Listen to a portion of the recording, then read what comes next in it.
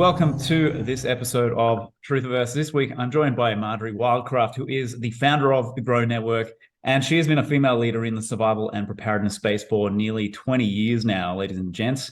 And she actually runs a free webinar, which we'll mention later on. It's called "You Can Grow Food," something along those lines, and it's how to grow buttloads of food in your own backyard, even if you've got no experience, and basically, how to get ready for the kinds of times that are now upon us and approaching. So yeah, she's an expert in this space, and officially the show's sponsor is from here on out. So stoked to be collaborating with Marjory. She's a powerhouse in this realm. So also a very, very solid wealth of knowledge on herbalism and this kind of thing as well. So we're going to start with the growing your own food, the survival preparedness, what's going on in the world. Marjory, welcome, and let's get into it. Where do you want to kick off? Yeah, I think we should go with a backdrop of what's going on in the world. Probably not most of the folks watching this now, but there is a lot, and you probably aren't being aware of it. You're probably aware that there are lots and lots of problems, and certainly aware of a lot of things. But people don't pay attention to agriculture, and why should we? You've probably been noticing prices are going up, and maybe some thinning on the shelves. I want to tell you that we are headed into actually a global famine, and I'm going to use the F word. It really is a famine. I've been asked over and over again, is this thing planned or is it natural? And I'll say it's a combination of both. And I'll start out with that. So in 2015, you remember, Brandon, or we didn't watch it, but in 2019, how the Event 201 was this whole oh, what if there's a pandemic? And then bam, next year there's a pandemic, and it just kind of follows that script. Well, in 2015, Cargill, which is the world's largest privately held company, and they have their tentacles in every aspect of food production on this planet. They basically control food production on this planet. They did a scenario called the food chain reaction crisis, and in that scenario, and they did the same thing. They gather all the world leaders and they put them in there and they give them some constraints. And they said, well, something really big happens in 2020. And then in 2021, and we have all this weird weather stuff going on, and we have all this weird things breaking down and problems. And in 2021, the food prices go up 40%. And then 2022, they go up 100% more. And then they just keep, doubling. Now, they did not encounter hyperinflation and currency collapse, which is actually the most imminent thing that is going to be happening to us probably this summer, honestly. But everything that they had forecast has been unfolding, and a lot of it kind of behind the scenes. A lot of the weather stuff, severe drought in the U.S., hampering U.S. grain production. All kinds of weird flooding here or ice there. What freaky storms? Just really, really, like a Jenga block out here and a Jenga block out there and a Jenga. And I'm sure you've heard about the 150 food processing plants that have been destroyed. And now the latest thing is that train derailment in Ohio, where they have now toxified possibly 3 reasonably good agricultural producing states: Ohio, Pennsylvania, New York, and then, gosh, those folks up in Ontario. We always wondered, their whole 2030 agenda was to get people off the land and out of the rural areas. And all of us wondered how they would do that. Now we know. How do you get the Amish multi-generational, self-sufficient? Yeah, you make their land too toxic that they can't live their lifestyle anymore. So there's a lot going on. Well, and that is falling according to plan. But even beyond that, in January of 2022, the Hunga-Tonga volcano erupted, and it's in the Pacific Islands, and it spewed out this huge amount of water, and almost within a day, the amount of water vapor in the atmosphere of the Earth went up 10%. And in a closed ecosystem like Gaia, that's a huge change. And one of the consequences we've seen of that now, like California's had flooding like you won't believe, right? After years and years of drought, now they're just completely flooding. Some other consequences of that is there are microcrystalline ice crystals up in the stratomesosphere, which is the ozone layer. And the ozone hole, which had been healing from the 1970s and 80s. Remember, we all quit the spray fluorocarbons or whatever it was. And the hole had been kind of closing up and healing. Well, these microcrystals are destroying the ozone layer. The good news is that won't be permanent. Like once this moisture stuff, gets settled into the system, maybe in a few years, 5 years or so, the hole will go back to closing. But in the meantime, it's blown wide open again, and it's affecting the southern hemisphere crops. And what happens is you have too much UVB radiation that comes in, and we're already seeing it, like the officials number coming in from like Australia, I think like 50% crop reductions. The same thing in Argentina, Brazil looked like, we don't know, but now they're having such flooding going on that they can't plant the corn for the second southern hemisphere crop. Certainly, South Africa is just such a mess right now, but a lot of the African South, anywhere where we have the southern hemisphere, the crops aren't coming in. And I think everybody's aware of the Ukraine and Russia thing that's going on. Well, what most people aren't aware is Russia and Ukraine, huge breadbasket that fed a lot of the world. Like all of the like 54% of sunflower seed and sunflower seed oil production came from the Ukraine. Wow. I know, right? And then like 20% of the world grain production came from the Ukraine and Russia. Ukraine is not planting. There were even the official estimates said, well, we're going to plant about half our acreage. That's complete BS. I mean, if they're lucky, if they'll get about 15%, I mean, you don't go farming when your country is in the middle of a war, right? There's bombed out fields and equipment that they can't get, and their electrical grid is still down. And how do you get all this stuff around that you need, like diesel and fertilizer and all that? So the consequences of the food prices going up and the lack of affordability, and I mean, you can know this is true, is quite frankly, that's the only thing that gets people to riot. And there is rioting and protesting breaking out all over the planet now, everywhere. And, of course, as I said, South Africa is like completely melting down right now. And, we had earlier Sri Lanka and some of these other countries, but it's now hitting countries that you would, like France, Germany, the UK, Spain, Moldova. They're all having huge, and a lot of these protests are now turning very, very violent. Some of them are peaceful, but more and more are so, and that's happening because of, quite frankly, when you can't feed your family is when you get up off that couch. Right? In the United States, we are going to start seeing that actually here in a few weeks, and the trigger for it is the SNAP payments, which is the welfare food supplementation program. And when the COVID experience started, they gave everybody a 15% increase in their SNAP payment. By the way, there's 42 million people on the SNAP payment. So, 15 or 20% of our country is on these payments. Wow. And they gave them a 15% increase, which was helpful. And then, of course, food inflation has been much more than 15% in the last 3 years. Well, those payments were just temporary, and they actually just ended the program in early March. And I was just looking in my own forums and my own community, and there's a woman going, "Oh my God, we don't have all of our people. They don't have the supplies they need. We're not getting any more food into the food banks. We don't know what to do." Our elder, it's just a horrible, horrible situation, and that is going to start rolling out even here in the United States very soon. So it's happening. We did not have a lot of grain reserves. We did not have. Oh, here's another one, and it's all over the place. Like, people are sending me information. The honeybees have been collapsing all over the place due to the pesticides and 5G and God knows what. The cattle herd, the beef cattle herd in the United States, is now down to its lowest level since 1962 because of the drought, and ranchers can't afford to feed. Florida got hit by Hurricane Ian, and the orange production is now going to be lower than it was in 1936. I mean, we have, just like I said, these pieces that are, cumulatively about to really crescendo into Like you are going to start noticing it. You will start going to the grocery store, and week after week, you'll be going, oh my goodness, you know.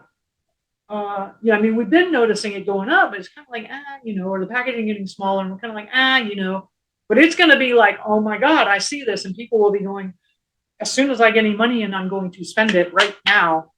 And soon we'll run into the panic buying and all the other stuff. Governments will probably start trying to do price controls but we're at that. We are so close to that right now. It's absolutely vital. So I'm here to give you that warning. I know there's so many other things going on, the banking system and all these other systems. But the biggest consequence of all those other collapses are the food system. So that's, don't shoot the messenger. No, and that's a very thorough rundown. It's I mean, the one thing that got my attention more than anything, I guess, in maybe 2021, going into 2022 last year was what was obviously a very planned and I don't know how strategic, but very intentional attack on the food supply chain. Like you said, 150 major processing plants were taken out. And reports were coming in from all around the world about these places just mysteriously going up in flames for no apparent reason, and it just coincidentally kept on being these food production plants. So it's definitely been brewing for at least a year now. I would say that it's actually following exactly according to plan. In the 2015 scenario that they did, and they took all the website down. I wish I had been alerted. I saw it happening, and I was kind of like, oh, those people, whatever. I didn't realize the consequence of what these people were doing. But they've taken the main website down. You can still find a lot of it online. But one of the things that they did, they actually very clearly mapped out where violence and rioting would be breaking down and where countries would be toppling because of this, that, and the other. And I was just on, I believe it's the Carnegie group has a website where they track protests of significance around the world. And you just Google it. And I thought, yes, of course, because they were a part of the simulation. They're now tracking they're following their projections to see. I mean, they're making it available. It's really interesting. They've always told us what they were doing in one way or another. If you had eyes to see and ears to hear. And so Carnegie has this website, and you can see that the protests have gone up hugely just in the last year, and they're tracking it, and they're letting you know they're tracking it. And I bet it's following exactly the script that they had laid out, So I just went to the site. It's carnegieendowment.org, and it says over 400 significant anti-government protests have erupted worldwide. More than 132 countries have experienced significant protests. 23% of them have lasted for more than 3 months, and 135 significant economic anti-government protests since 2017, which is probably now exponentially increasing. Yes. Yeah. And it's the fundamental thing. So years ago, actually, when I was sort of starting to wake up, like in 2003 or so, I remember when the U.S. went into, I know it was Iran or Iraq or something. It was in Iran, and I thought, well, that is just totally crazy. They don't have nuclear weapons. This is totally, why aren't people, the US government doesn't need to do this. Why aren't we out in the streets, rioting against this, right? Our own government is doing stupid things. It's pretty naive back then. And then I said, well, what makes people riot anyway? I mean, like what causes people to riot? Now, the BLM stuff that we had here in the US a couple of years ago was completely paid for. So that's not really rioting. The rioting that's going on now is real. Anyway, whenever you have a question, and even in any situation, if you just, kind of hold it in your heart and you keep your mind open, you say, I want an answer to this question, then the universe will bring that to you. We do have support and guidance always from the other realms. And sure enough, like I am not normally on the MIT, the Massachusetts Institute of Technology website. What happened one day? I happened to be surfing there, and sure enough, there was a whole article by the Institute for Complex Systems on the fundamental causes of rioting. And being the Institute for Complex Systems, they thought it would be a whole bunch of complex stuff, right? And they were shocked that it drilled down to one variable. and it was the price of food. Mm-hmm. And they developed a mathematical model, which I'm sure was used in 2015. I'm sure it's been known forever, that they could actually totally pinpoint when violent rioting and protests would break out based on the price of food in any given region. They actually completely predicted the Arab Spring. Mm-hmm. And they were trying to like warn, how do you call the U.S. government and say, hey, we think there's going to be some rioting in there, But they totally have a model, and I'm sure that the food chain reaction folks had that exact same model, and I think that's something that actually has been known by it's been known by the ruling elite or the royalty from antiquity. I know the Romans said, give them bread and games and they'll never revolt, right? Kissinger is like, control the food, you control the people. I mean, this is actually something that has been fundamentally known for a long, long time. So it isn't surprising. But that is, if you say, well, is this Marjory crazy? I still go to my grocery store and there's stuff there and yet it's going up in price. So look at what's going on around the world and realize that is, those are the, it's coming soon to you. I would like to shift into like, what is the down and dirty way to prepare for that right now? Like, what can you go do right now? Yeah. Sure. So we're going to all need to shift our thinking into what the new currency is going to be. And yes, I know there's crypto and precious metals. Absolutely. If you have resources, definitely move into that. The calorie is about to become the new unit of currency that will be of import. And a 2,000 calorie a day diet, which I wish I was eating that. I'm like, no, I could take out this extra 10 pounds. Just, you really want more than that, but that's kind of like, you can live okay on 2,000 calories. What is that? It's like 750,000 calories a year or something like that, right? I mean, 1 million calories a year is a good target. And right now you can go buy a 50-pound bag of beans and a 50-pound bag of rice, which will be about 100,000 calories. And you can buy it for $75. I just priced this on Sam's Club. I don't know what it is in your region, but I'm imagining it would be similar. So go buy 10 bags of beans and 10 bags of rice. It'll cost you $750 and you'll have 1 million calories. Mm-hmm. And store them well. By the way, I stored greens before, and then I had an incredible rat population. It was amazing. They were improperly stored, and then I found out how to eat rats, which you don't want to do that. I promise you. They're actually, you can make them kind of tasty, but just store them really well. Okay. Those big. They have these big dog food containers with the real good gamma seal on it, or even if you want to go cheaper than that, just get metal garbage cans with a very tight fitting lid and keep it in a kind of a cool, dark, dry place and store it. Some other things, and of course that's just the bare bones. And I have a lot of people and they're like, oh, but I'm on the paleo diet. And I'm like, yeah, you're going to be on the paleo diet, all right. But the bottom line is you can, and no, I can't, and you definitely can't eat beans and rice forever. I'm going to tell you, I tried that, and appetite fatigue is a real deal. Yeah.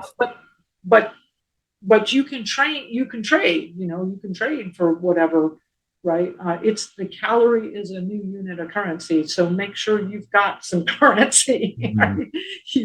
Buy some Ziploc bags so you can sell it at the flea market that's going to spontaneously erupt in your town. Yeah. Yeah, people are probably also wondering about, the anticipation of power outages and this kind of thing. If stuff gets this bad, I don't know. What are your thoughts around that? Yeah, absolutely, like that. But yeah, so I did an interview with Fernando Aguirre quite a few years ago, and he was involved in the collapse of Argentina when they went through a very severe economic downturn. And one of the first things he was telling me was that his brother came to visit him from Spain, and his brother immediately got sick.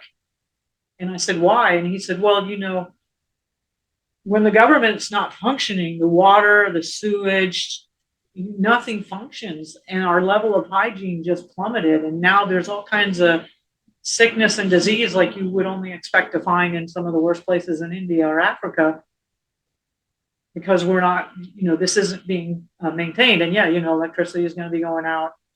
Those deep freezers now, they make them really efficient, and get a little solar panel system, and then pad it up with blankets to make it even more efficient. Like, there's lots of creative ways to do this. The thing is you want to do it right now. I know that in the 2008, 2010 crisis, and at or even in 2020, like, our big box stores would limit you to, you can only buy 2 bags of beans, or you can only buy 2 bags of rice at a time. They were limiting people because there was such a run on it. Actually, right now in the UK, I just heard that the major food stores, they're limiting you to 2 cucumbers and 2 tomatoes. There's such a scarcity of fresh produce. Wow. Wow. Yeah, that's sobering. That's really sobering. I mean, I know, the English.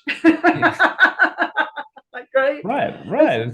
That's not a third world country, or it didn't used to be, right? No. It's so bizarre. It's like, I remember in Australia when they had the height of the convid sort of hysteria, and they started to institute, police standing outside shopping centers checking people's bags that they were buying the right things. It's almost like, that was a precursor to get us used to the, what was coming down the pipelines with the scarcity and the enforced, like rationing of food, I guess. Yeah.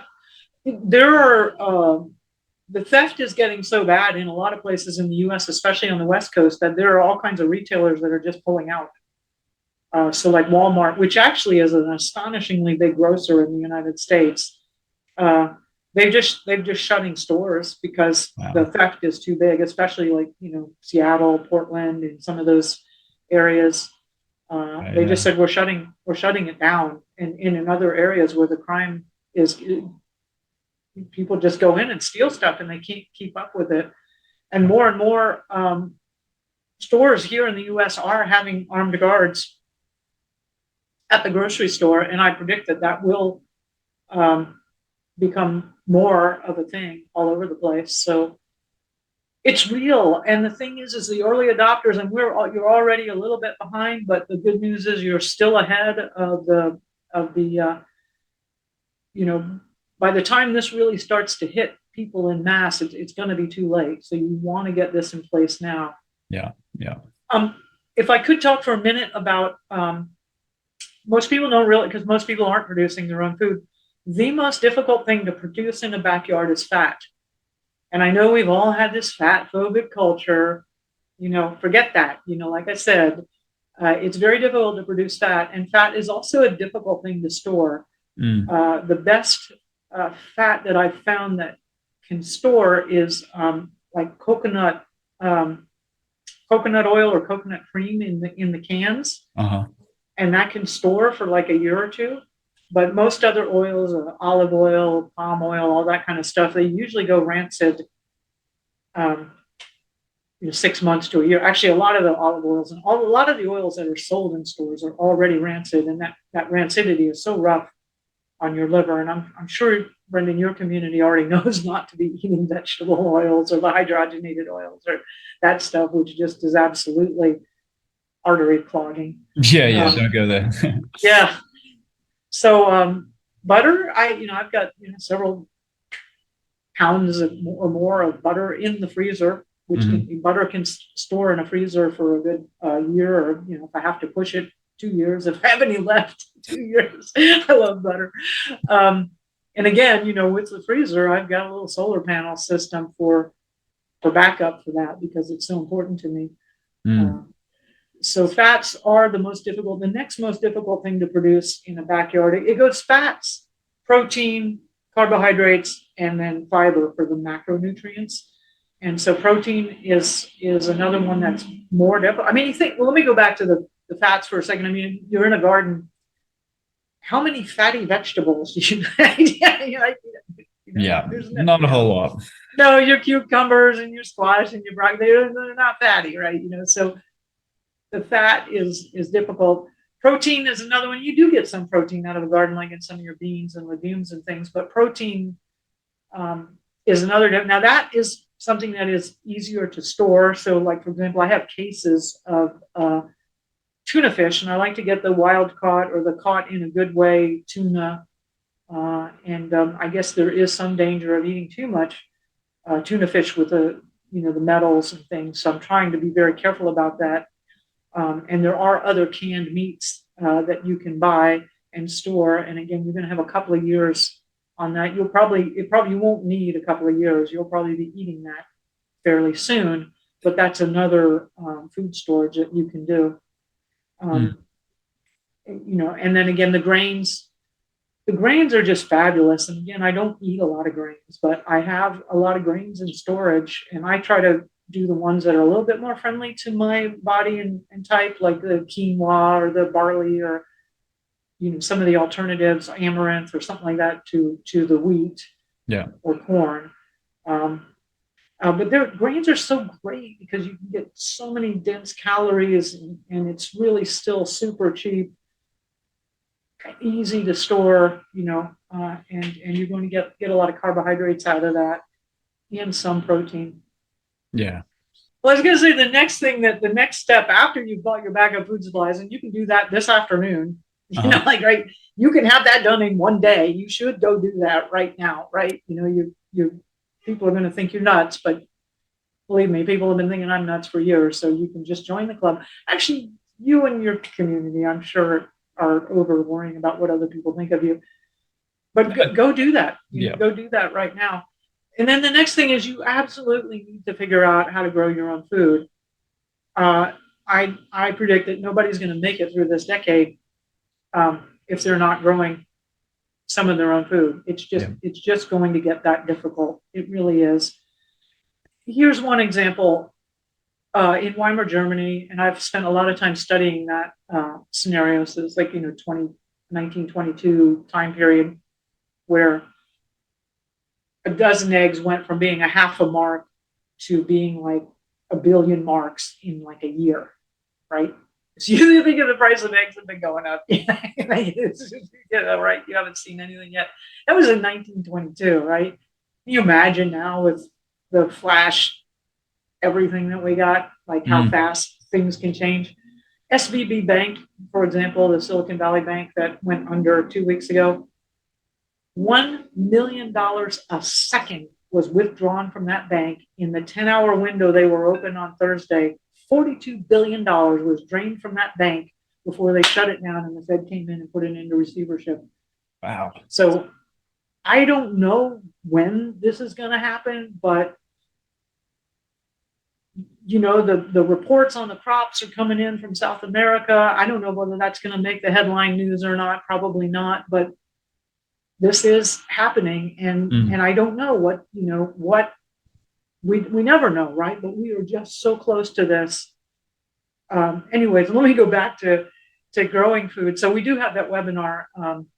Is brendansbackyard.com, right? Yep. We've got a personalized link there, brendansbackyard.com. Got my own one. I know, it's a great name. I love it. Yeah. And in there, I condense 20 years of looking at this problem of how do you take somebody who knows absolutely nothing, maybe they're older or out of shape, and how do you get them producing food really, really, really quickly with the resources that you're likely to have in either a grid down situation or a collapsing situation. So you're actually way ahead of the game right now. With the resources that most of us as modern peoples would have available to us. And I'm going to break some vegan and vegetarian hearts here, but the most easiest way is to produce a lot of calories and especially fat is going to be animal products. And I've had some big arguments with idealistic young permaculturists. Like, no, we're going to be vegans. I'm like, okay, you guys, you have a good time trying that. I did. Yeah. I did. I was a raw vegan when I started. And I'm going to tell you, you can do it. It's going to be a lot of work. And I've even tried living in the tropics, like in Costa Rica or Hawaii, or spending a lot of times with homesteaders that also started out with that, like, oh, I'm going to be a fruitarian, or I'm going to do this. And there they were with their chickens and their rabbits and their cattle in Costa Rica after years of working on it and going, you know what? Animal products produce a lot more quickly. And I'll give you the thumbnail rundown on the numbers. And by the way, that's what I go into in the webinar is a small flock of chickens a small garden and a rabbitry, and how that can produce half of the food that you need. And it's in a three parking spot size. But just some of the, I'll give you the punchline on some of it. 6 laying hens. A laying hen will produce about 250 eggs a year. They do need a little time off. They molt their feathers, and sometimes it's too hot or too cold. So you're not getting 365, but you're getting 250 a year. 6 laying hens, that's going to be 1,500 eggs a year. It's about 64 calories for a medium-sized egg. And that ends at 62 calories. Anyway, somewhere around there. It ends up being about 94,000 calories for those 1,500 eggs. And I know most of us are not normally kind of making that connection in our brain, so I'll present it to you in another way. 1,500 eggs means you can have 3 egg omelets for breakfast every day of the year and have 33 dozen eggs to give away or share or barter or trade with. And that's a huge amount of production. And you can get that going really in a couple of weeks, by the laying hens who are 6 months old and already laying or just about to lay, right? And you can have egg production going in just as soon as you can build the coop and run and get the feed and water system set up. So it's very quick. Yeah. Eggs are just such good value, like time, energy, the output. And when we were going through our vegan stage, me and Amy, I still, if I could get back eggs out of somebody's backyard and kind of like, bend the rules a little bit, I would do that. It just doesn't make sense to not do it, in my opinion. Yeah, I get you. And then everybody says, "Oh, Marjory," and they think about Marjory and they think about gardening, and I'm like, really, gardening is like the least efficient system. It's very important to have a couple of different systems, because you never know what's going to work and what's going to fail, and things do fail. So please, get ready for that. It's why you have those 10 bags of beans and rice in the back room, right? Yeah. A garden, again, I'm talking only about 100 square foot gardens. So this would be 2 50 square foot beds that are about, two cinder blocks high, which here in the US is about 16 inches high. A single cinder block here, it weighs about 16 pounds, which is something that a woman and a child can easily carry. So, almost anybody can build these things. You don't need to glue them in place, just put them in place.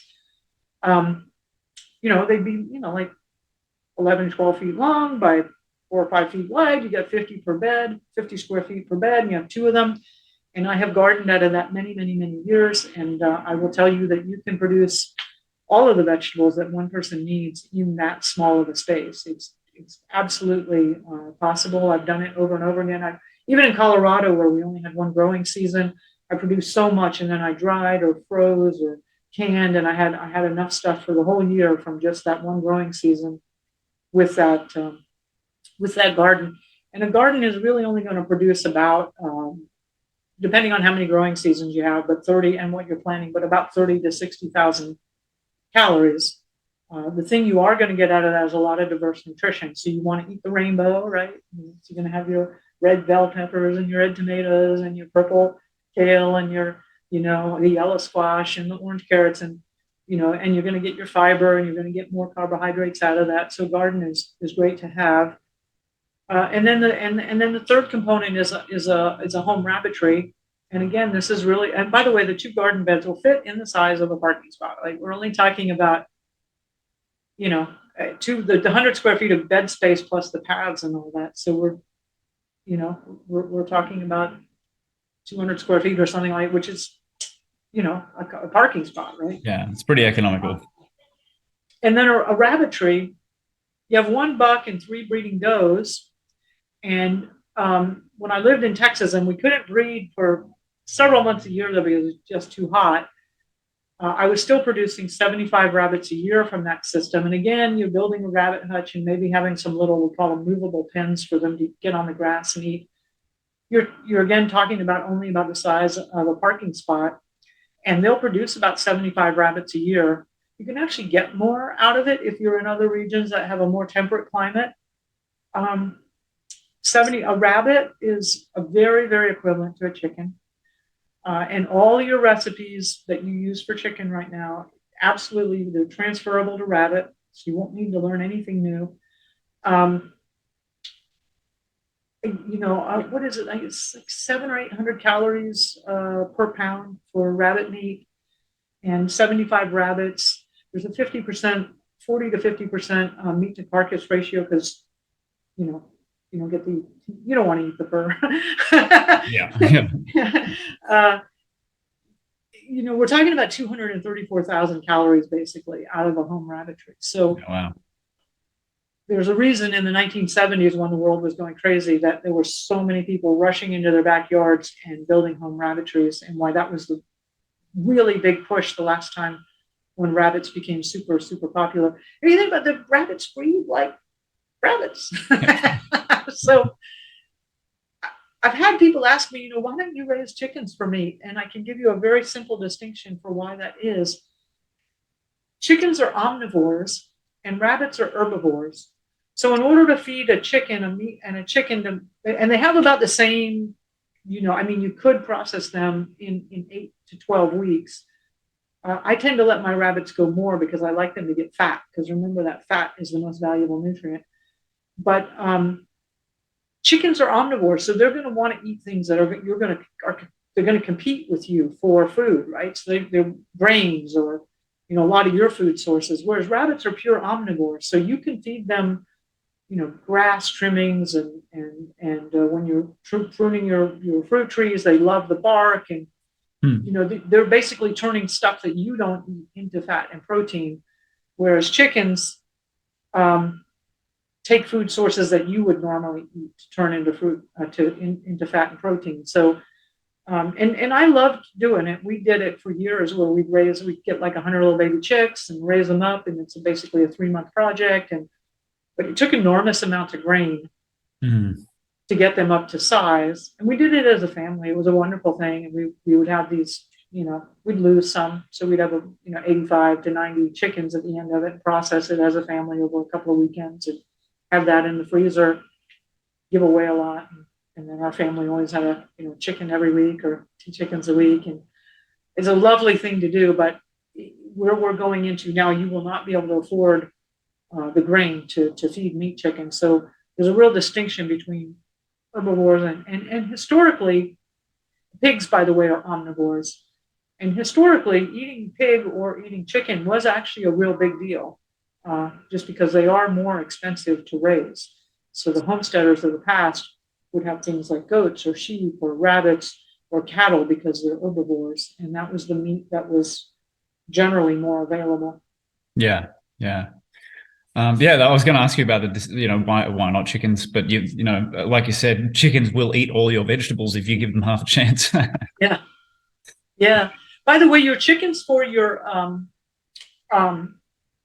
eggs, which is hugely worth it to do, and if you have just 6 hens, you can come up with a feed for that. And when people sign up for the webinar at Brendan's Backyard Farm, we don't mention it on the registration page, but I'll have you in an email sequence where I give you a video. It's created by Justin Rhodes, who's a friend of mine, on how to feed your chickens for free. So all kinds of alternative chicken feed. When you start with your chickens, right now chicken feed's cheap. Go buy some 50-pound bags of chicken feed, because you're building a coop, you're getting chickens, you're learning a new rhythm, you got a lot, you're figuring out water, you got a lot to learn. So use the inexpensive feed that's available now to help get yourself up to speed, and know that the next step will be eventually is to produce all the chicken feed for your chickens, and you'll have the resource to do that. But don't try to do that from the get-go, because we're going step by step here on what should you do first and second and third. That's definitely, because when the grocery stores close, the feed stores are going to close. So you want to have that, but don't start out trying to do everything all at once. You just take it step by step and implement what you can. Yeah, I remember, we've done some house sits with chooks around Australia and New Zealand, and we used to feed them our food scraps. They ate pretty much everything we threw at them. I've some things, kind of almost disgusting. There's this roadkill that was so bad that it wouldn't be good for human consumption, and I'd put it in a bucket and let it let a bunch of maggots grow on it, and feed the maggots to the chickens, and they loved it. They went crazy over that. Yeah. Well, that's experience talking, ladies and gents. All right. Well, where should we take it now, Marjory? Well, that was mostly what I wanted to cover was, like get your backup. First of all, it is happening. It's happening right now. It's There's enough of it on the edges. I know you can see it. Get some backup food supplies in place. We've gone over some real bare bones basics. If do that as soon as possible, you will not regret it. And if you want to think of it as a financial investment, like if you think about if you'd have bought a can of beans a year ago, it would now be double in price. You get 100% return on your money, right? So That's right. Yeah. And think about how much money you'll save when each tin's, going to cost 10,000 or a million, But the other thing is start, looking at how to grow your own food. And if nothing else, just watch the webinar and go, well, maybe I'm not ready to do that yet, but look at what resources you're going to need. How do you build that chicken coop? Well, you're going to need this kind of wire and you're going to need these pieces. Go get those materials now while it's easy to do, right? Yeah. So, get prepared for this. You can do it. You can totally do it. It's only been an anomaly in history that we haven't been growing our own food. And all of your ancestors did it. They didn't have Google. A lot of them couldn't even read or write, they actually lived, a lot of them probably lived healthier lives than we are. No doubt. Maybe. Yeah. No doubt. So that's really what I wanted. I can say one other thing in close. So what got me started on this 20 years ago was my first degree is in electrical engineering, and I was living overseas in Asia. I'd always wanted to live overseas, and it was so fun hanging out with the Aussies during the rugby sevens games. You guys can drink so much. It was unbelievable how much they can pound. Anyway, while I was there, they said, "Hey, there's this guy." I grew up in a kind of a really poor family, and I was always interested in money. And they said, "Hey, Marjory, this guy Robert's got this class on money, and you ought to take it." And I'm like, "Well, what do we know about it?" We don't know nothing. I'm like, "Well, I'll take it anyway, whatever." So I go to this class, and this guy Robert just blows my mind with his distinctions on money, and because all the stuff we learned in school really has been designed to keep us dumbed down, quite frankly. And I was kind of figuring that out. Like, none of this makes sense. So I go to this guy's Robert's class, and I'm like, wow, this is amazing. And it ultimately inspired me to leave engineering and to take my savings. And I created a very, very successful real estate investment business in Austin, Texas. I was also, coming into the desire to motherhood and had a husband. And we were starting to do that. And the business was so successful that Robert came back to me and he said, "Hey, Marjory, would you be the lead testimonial on my infomercials?" So for 4 years, I was on national television for several infomercials for Robert Kiyosaki selling Rich Dad, Poor Dad programs. And so successful. We were having a great time. And I like to volunteer. And I was volunteering and I had no idea that this was going to completely change my life, destroy my life almost. Volunteering on a project to get locally grown food into a small rural elementary school. And that project was an utter failure. And it wasn't like the state wanted it, and the government, there's grant money, funding, the teachers wanted, the PTA, the parent teacher, so they all wanted, even the kids wanted it. It was going to be, we had room on the grounds, and the thing that caused the failure was when we went to put pen to paper to find the farmers who would provide the vegetables. And this was Bastrop County in Texas, which is right outside of Austin, Texas. And there were not enough local farmers to provide even part of the vegetables for one small rural elementary school. And Texas has some big counties, and this was a rural county. And and we're near Austin. It's like progressive, right? I just couldn't stop shaking. I was just like, I'm responsible for closing up the building as a community center. And like, I could barely get the chairs under the table because of that, and turning off the lights. And because I knew there's only 4 days worth of food in the grocery stores, that food traveled an average of 1,500 miles via a just-in-time trucking system. And I was surrounded by 20 million Texans who were armed to the teeth. And I had 2 small kids. And the thought that kept going through my head is, farmers come from gardeners, and we have got to rebuild the entire food system. It has absolutely been gutted, and we don't have any local food, and if you're honest with yourself, which I was at that point in time, I didn't ever consciously think this way, but if you live in the city or the suburbs, which most of my life I have, kind of way in the back of your mind, you're thinking if something bad happens, I'll go out and just get stuff from the farmers, right? Steal stuff if I have to, right? There's no farmers out there, right? There's no plan B. There's nothing out there, right? And Texas is an agricultural state. And I just could not stop shaking. And I sold the real estate business, and the whole life changed. And actually my health declined. I had panic attacks. I was freaking out in the middle of the night, cold sweats. I lost friends, family members shunned me. They're like, Marjory, you're the United States of America, we're never going to have empty shelves on our grocery stores. We're never going to have supply chain problems. That only happens in, third world countries, that's. And I said, look, I know what I know, and I cannot ignore it. It's like, it's a message that's come, and I've got to work on this problem. And I'm like, God, you really picked the wrong person this time, but I'm going to do what I can do, And so I learned everything I could about growing food and eating in grid down situations, survival situations, what's edible, what isn't. Oops, I'm gonna make this thing go quiet. I mean, believe me, I've eaten everything. If it's edible, snakes and insects and frogs and you name it. How to determine the edibility of roadkill and anything, right? Because when you get into hard times, that's the thing. We're not used to ever having to think like that.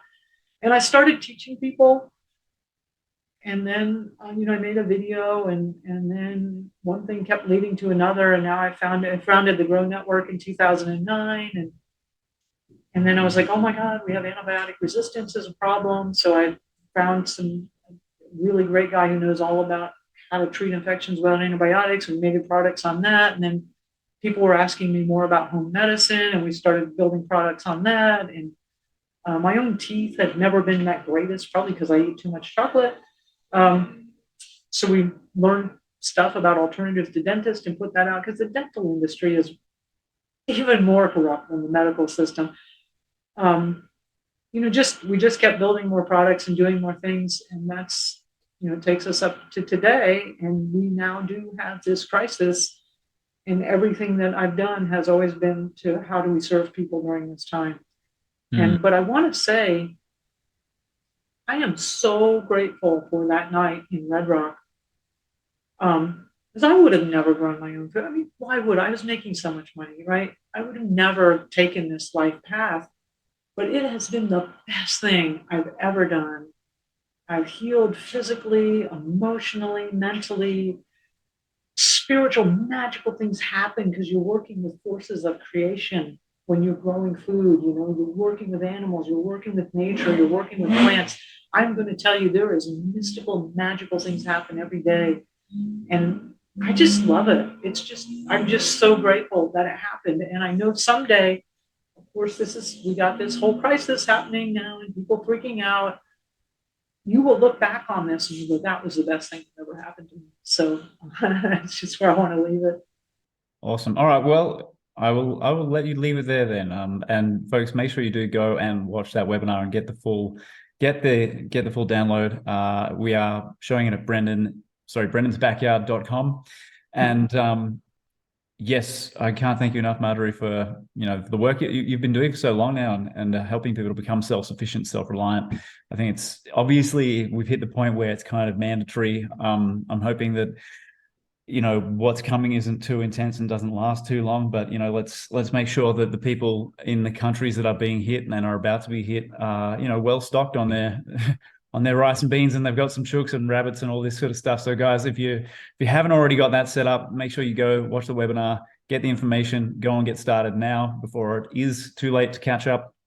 And yeah, Marjory, any other info we want to leave people with, like how to, I don't know, follow you on social media, or what other resources you might want to point No, just really go to Brendan's backyard, brendansbackyard.com. And, once you watch the webinar, we'll introduce you. As I said, I'll send you those emails with the links to a lot of other resources you're going to need, how to make that off-grid waterer, how to feed your chooks, I love that, for free, how to make your 50 free fertilizers, because fertilizers are another issue.